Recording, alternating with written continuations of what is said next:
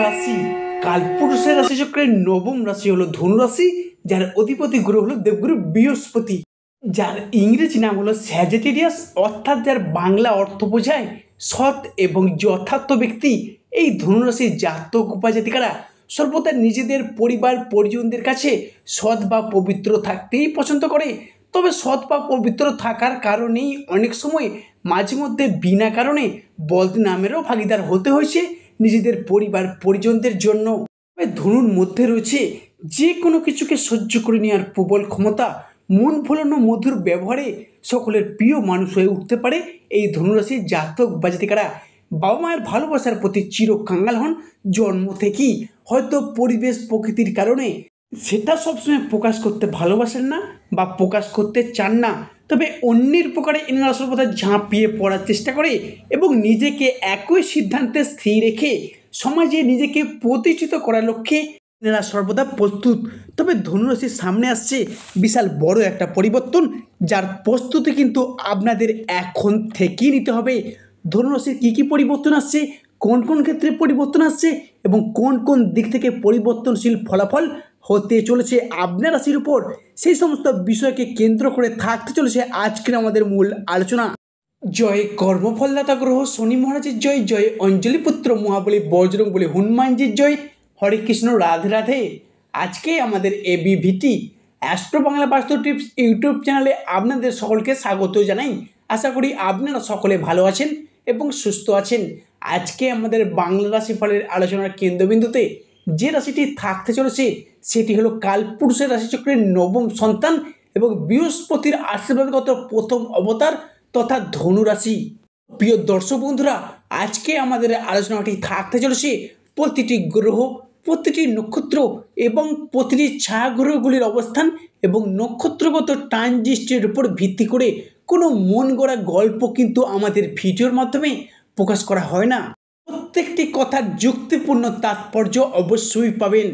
প্রিয় দর্শক বন্ধুরা, আপনারা যদি ধনুরাশির জাতক বা জাতিকা হয়ে থাকেন, আজকের এই ভিডিওটি থাকতে চলেছে সম্পূর্ণরূপে আপনাদের জন্য। তো ধনুরাশি ভালো, ভিডিওটি মনোযোগ সহকারে মনোযোগ ভিত্তিতে স্কিপ না করে আপনাদের মূল্যবান সময়টিকে নষ্ট করে শেষ পর্যন্ত দেখার অনুরোধ রইল। ভিডিওটি যদি ভালো লাগে অবশ্যই একটি লাইক দিয়ে যাবেন এবং স্বয়ং শনি মহারাজের আশীর্বাদ পেতে কমেন্ট বক্সে অবশ্যই শনি মহারাজের একটি নাম নিয়ে যাবেন। দেখবেন আপনাদের চড়ার পথে প্রতিটি পদক্ষেপে প্রতিটি পর্যায়ে শনিদেবের আশীর্বাদ মাথায় নিয়ে চলতে পারবেন।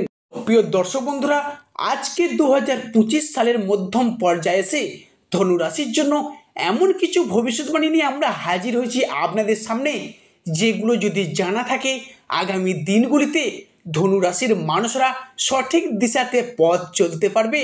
এবং এই ভবিষ্যৎবাণীটি দেবগুরু বৃহস্পতি, স্বয়ং শনি মহারাজ, রাহুদেব, কেতু এই চারটি গ্রহ এবং ছায়াগ্রহগুলির অবস্থানের উপর ভিত্তি করে তৈরি করা হয়েছে। ধনু রাশি কালপুরুষের রাশিচক্রের নবম সন্তান হলো ধনু।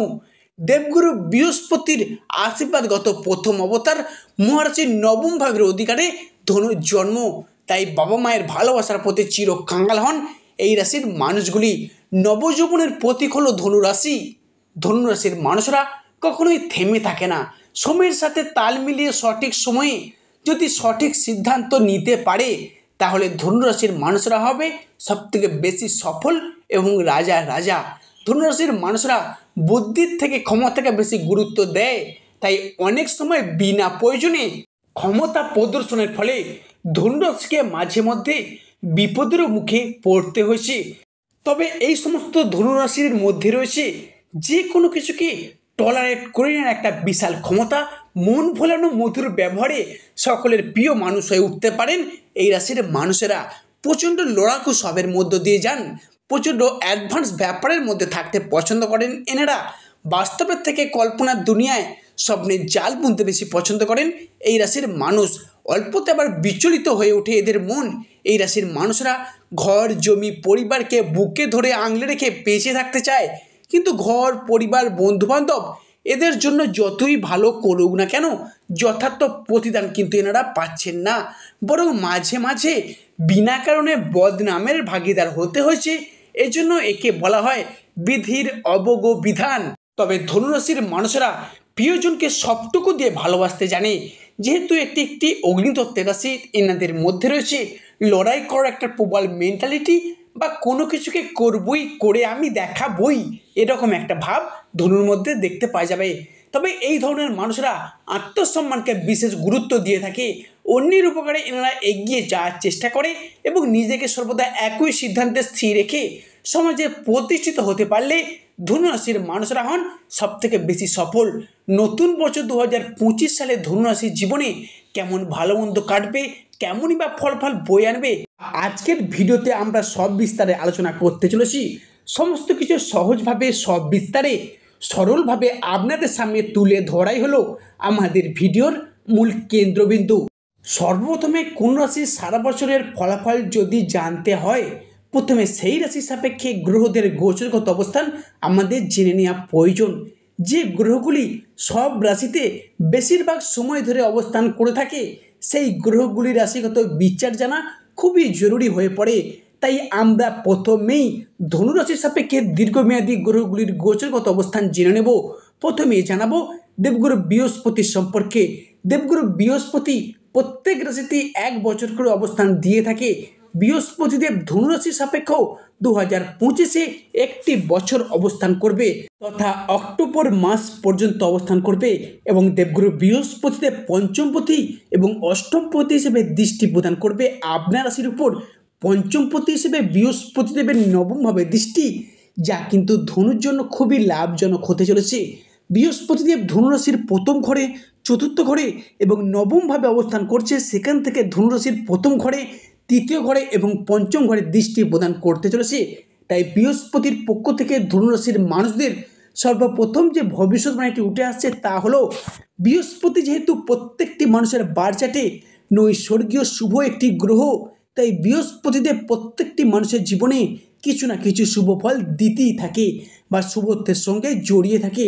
তাই বৃহস্পতিদেবের মতো এমনই একটি গ্রহ যখনই আপনার রাশিতে প্রবেশ করবে, যার ফলে আপনি যে অসফলতার মধ্য দিয়ে যাচ্ছিলেন, কিছু করে দেখানোর দিক থেকে শুভ ফল পেতে ব্যর্থ হচ্ছিলেন এবং কিছু কাজ করছেন কিন্তু শেষ মুহূর্তে গিয়ে সেটি যেন আটকে যাচ্ছে, বা আপনি কোনো পরিকল্পনা আপনি কাজ করতে চাইছেন সেটি করতে পারছেন না, বারে বারে ব্যর্থ হচ্ছেন, সেই সমস্ত দিক থেকে আপনাকে এবার ভীষণভাবে রক্ষা করবে বা শুভ ফল প্রদান করবে।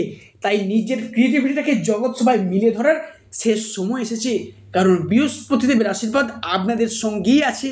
ধনু রাশি বা স্যাজিটেরিয়াস রাশির সাপেক্ষে ধনুরাশির মানুষদের জন্য পরবর্তী যে ভবিষ্যৎবাণীটি উঠে আসছে তা হলো, বৃহস্পতি হলো আমাদের জ্ঞান, আমাদের প্রজ্ঞা, আমাদের ধর্ম, আমাদের আধ্যাত্মিকতা, গুরুজনদের প্রতি সম্মান, শ্রদ্ধা, ভক্তি, বাবা মায়ের সাথে সুসম্পর্ক, অর্থ ইনকাম, অর্থ প্রাপ্তি, অর্থ সেভিংস, আমাদের দীক্ষাগুরু, আমাদের পথ প্রদর্শক, সমস্ত কিছুই যদি বলতে হয়, সমস্ত কিছুই হলো বৃহস্পতিদেবের হাতে।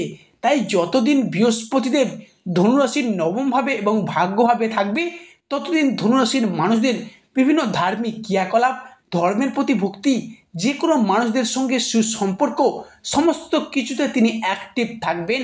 এবং অনেকে মামলা মোকদ্দমার কাছে চিন্তিত আছেন, সেই সমস্ত সমস্যার অবসান এবার ঘটাতে চলেছে স্বয়ং বৃহস্পতিদেব। ধনুরাশির মানুষদের সাপেক্ষে পরবর্তী যে ভবিষ্যৎবাণীটি দেখতে পাওয়া যাচ্ছে তা হলো, ধনুরাশির পঞ্চমপতি, রাশির চতুর্থপতি হিসেবে বৃহস্পতি ধনুরাশির নবমভাবে অবস্থান করতে চলেছে। জ্যোতিষশাস্ত্র অনুযায়ী ভাবপতি ভাবকে দেখলে ভাবের বৃদ্ধি হয়। এখানে পঞ্চম উচ্চ শিক্ষার প্রতি এবং অষ্টম গবেষণার প্রতি হয়ে বৃহস্পতিদেব ভাগ্যভাবে বসে রয়েছে এবং উচ্চ শিক্ষার পদে আপনাদেরকে শুভ দৃষ্টি প্রদান করতে চলেছে। তাই 2025 সম্পর্কে এই রাশির সাপেক্ষে তরুণ প্রজন্মের কিছু মানুষ আছেন যারা উচ্চশিক্ষা বা কোনো গবেষণার প্রতি শিক্ষা বা কোনো কাজে যদি মনোনিবেশ করে থাকে, তাহলে সেটা ধনুরাশি বা ধনু লগ্নের জন্য মজবুত ভাগ্য নির্ধারণে সহায়ক হবে এবং উচ্চশিক্ষা বা চাকুরির জন্য আপনাকে বাড়ির বাইরে, এলাকার বাইরে, দেশের জন্য সুযোগ এনে দিতে পারে, সেটা আপনি হন বা আপনাদের সন্তানেরা হোক। পরবর্তী যে পরিবর্তন আসছে সেটা হলো বৃহস্পতিদেবের পক্ষ থেকে। বৃহস্পতিদেবের পক্ষ থেকে ধনুরাশির মানুষদের পরবর্তী অর্থাৎ চতুর্থ যে ভবিষ্যৎবাণীটি দেখতে পাওয়া যাচ্ছে তা হলো, এই বছরটি ধনুর জন্য বৃহস্পতিদেবের আশীর্বাদ বৃহস্পতিময় হতে চলেছে। বৃহস্পতিদেব এমনই একটি নৈসর্গীয়ভাবে নবম দৃষ্টি, যেটা কিন্তু অমৃত সমান বলতে পারেন। ধনু রাশি হলো বৃহস্পতিদেবের প্রথম অবতার বা বৃহস্পতিদেবের আশীর্বাদগত প্রথম রাশি। সেখান থেকে পঞ্চমভাবে দৃষ্টি প্রদান করছে। পঞ্চম থেকে আমাদের প্রেম, ভালোবাসা ইত্যাদি বিচার করা হয়ে থাকে। তাই যে সকল ধনুরাশির মানুষরা অনেক দিন ধরে নিজের পছন্দের মানুষজনদের প্রেম নিবেদনের কথা ভাবছেন, ভালোবাসার কথা ভাবছেন, তাদের জন্য এই সময়টি কিন্তু দুর্দান্ত সময় বলতে পারেন। তাই পঞ্চমভাবে বৃহস্পতিদেব যতদিন পর্যন্ত আপনার রাশিতে অবস্থান করবে বা দৃষ্টি প্রদান করবে, তাই এই সময়টির মধ্যে আপনারা আপনাদের প্রিয়জনকে মনের কথা বলে দিন। এই সময়টির মধ্যে মনের কথা বললে দেখবেন বৃহস্পতিদেবের আশীর্বাদে আপনাদের জীবনে নতুন অধ্যায় শুরু হবে। এবং অনেকে বিবাহিতজনিত কারণে চিন্তিত আছেন, বিবাহে বাধা পড়ে যাচ্ছিল, তা এবার মিটতে চলেছে দেবগুরু বৃহস্পতির আশীর্বাদে। এর সাথে সাথে বর্তমানে রাহুদেব মীন রাশিতে অবস্থান করছে, সেখান থেকে একাদশভাবে দৃষ্টি দিচ্ছে ধনু রাশি বা ধনু লগ্নের উপর, যার ফলে বেহিসাবি খাদ্যাভ্যাস, যার ফলে আপনার পেটের সমস্যা দেখা দিতে পারে। এদিক থেকে একটু বেহিসাবি খাওয়া দাওয়া করলে সেটা আপনার স্বাস্থ্যের পক্ষেই ভালো হবে। এবং অসামাজিক কথাবার্তা, ঝগড়া গণ্ডগোলের কারণে আপনারা যেন সমাজের কাছে অপ্রিয় পাত্র এবং পাত্রী হয়ে উঠেছেন, সেদিক থেকে একটু সাবধানতার কথাবার্তা বলবেন, দেখবেন সেটা আপনার পক্ষেই ভালো হবে। সর্বশেষে শনি মহারাজের আশীর্বাদ পেতে কমেন্ট বক্সে অবশ্যই শনি মহারাজ একটি নাম নিয়ে যাবেন।